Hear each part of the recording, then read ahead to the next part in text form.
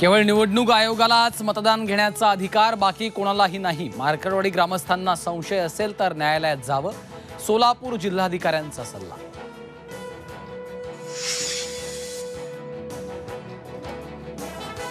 EVM नको, जुन्या पद्धतीने मतदान घ्या, शक्य असेल तर तालुक्यातली सर्व गावांनी ठराव करा, शरद पवारांचं मार्केटवाडी ग्रामस्थांना आवाहन।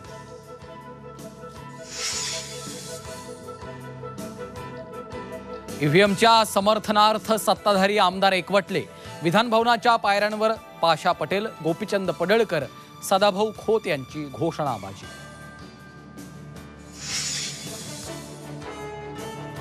मंत्रिमंडळ विस्तार 11-12 डिसेंबरला होण्याची शक्यता, कमीच विश्वसनीय सूत्रांची झी 24 तासला माहिती। तर हिवाळी अधिवेशनाआधी विस्तार होईल, उदय सामंतांची प्रतिक्रिया। शिवसेना आमदार आणि मंत्र्यांचं प्रगती पुस्तक तयार, प्रगती पुस्तकात संजय राठोड, अब्दुल सत्तार नापास, दादा भुसे आणि भरत गोगावले पास। देवेंद्र फडणवीसांसोबत चांगले संबंध, तात्विक मतभेद होते ते मिटू शकतात, एकनाथ खडसेंचे दिलजमाईचे संकेत।